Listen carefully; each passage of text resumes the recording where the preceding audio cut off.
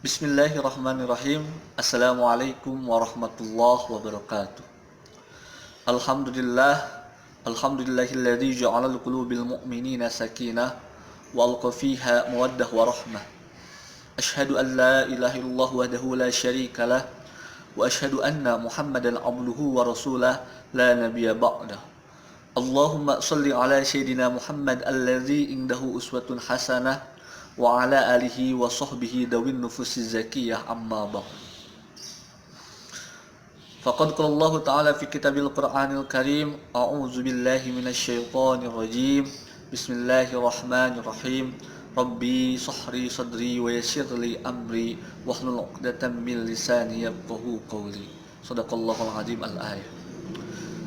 Teruntai kata yang indah penuh makna, layaknya bunga Kamboja kita panjatkan kehadirat Allah Azza wa Jalla, yang mana telah menciptakan satu rasa yang kemudian tumbuh rasa itu pada balita, remaja, anak dewasa, bahkan orang tua, yakni rasa cinta.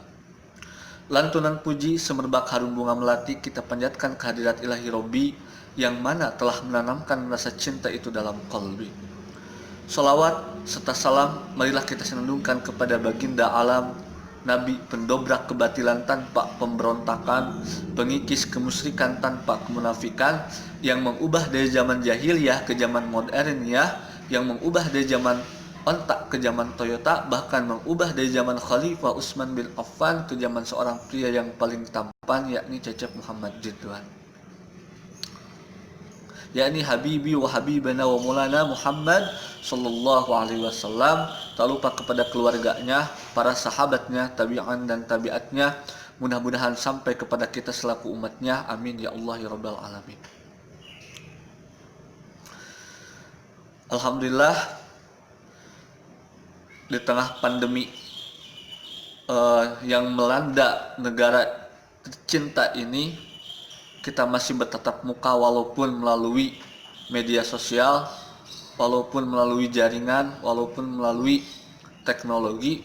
Namun yang terpenting yaitu kita bisa bersilaturahmi, bisa bersilaturahim dengan salah satu organisasi sekolah, yakni Ikmal, Ikatan Remaja Masjid Al-Jihad ya. Di sini Bapak sendiri diamanahi untuk pembinaan yang akan mengangkat tema tentang pentingnya generasi muda untuk peradaban Islam. Masa muda adalah sebuah kata yang identik dengan jiwa yang penuh semangat, optimisme, percaya diri, penuh energi, penuh impian dan cita-cita.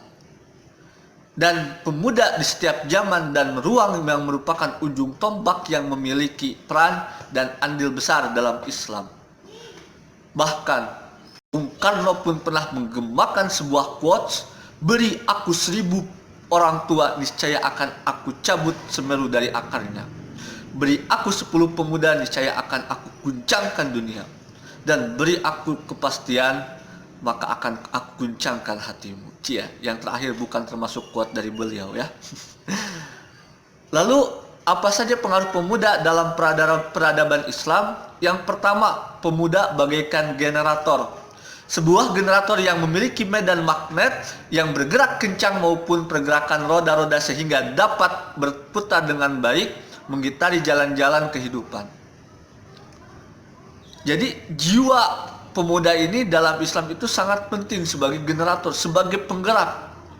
Sebagai penggerak untuk apa? Untuk masyarakat yang lalai akan ubudiyahnya kepada Sang Khalik. Seharusnya di tengah pandemik ini kita semakin tingkatkan amal ibadah kita, semakin tingkatkan bentuk pendekatan kita kepada Allah Subhanahu wa taala agar pandemik ini cepat segera berakhir dan negara kita kembali normal dan kita pun bisa berjumpa lagi bertatap muka seperti biasanya. Maka dari itu, pemuda adalah sebagai generator untuk menggerakkan umat-umat Islam yang lalai akan ibadah kepada Sang Khalik. Yang kedua, pemuda bagaikan seorang nahkoda. Kenapa mesti pemuda? Karena dalam jiwa pemuda pengaruh setannya sangat banyak. Mungkin di sekitar lingkungan juga kita sering melihat kok banyak pemuda yang lalai akan ibadah gitu kan. Padahal Allah menjanjikan pahala yang lebih jika di waktu mudanya dipergunakan untuk beribadah. Jadi ketika pemuda ini ada sebagai nahkoda, mengarahkan membawa penumpang ke tempat tujuan dengan selamat. Dalam artian bawa masyarakat atau teman-teman kita yang ada di sekolah, bawa kembali ke jalan yang diridhoinya. Dalam artian jangan sampai anak rohis ini, anak ikma ini hanya sebagai organisator tapi tidak berpengaruh terhadap siswa yang lainnya.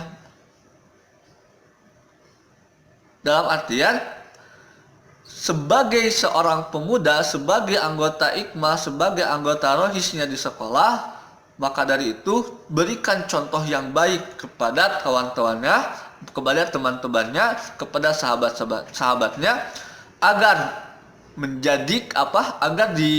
menjadi seorang uswah yang baik untuk teman-temannya.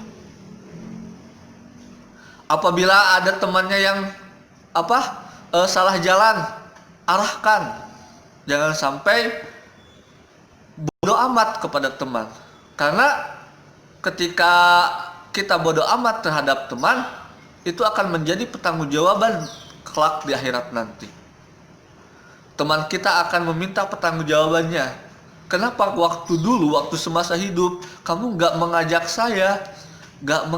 saya ke jalan yang benar? Kenapa kamu membiarkan? Nanti kita akan dimintai di pertanggungjawabannya.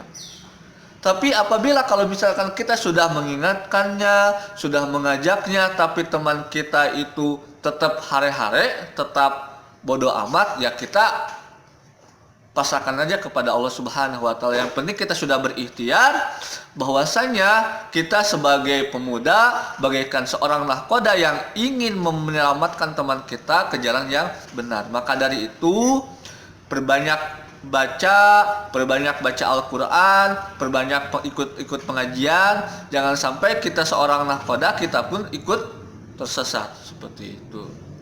Mungkin dikarenakan waktunya cukup singkat, mohon maaf bila ada kata-kata yang tidak berkenan di hati kalian. Wallahu muwaffiq ila aqwamit thoriq. Wassalamualaikum warahmatullahi wabarakatuh.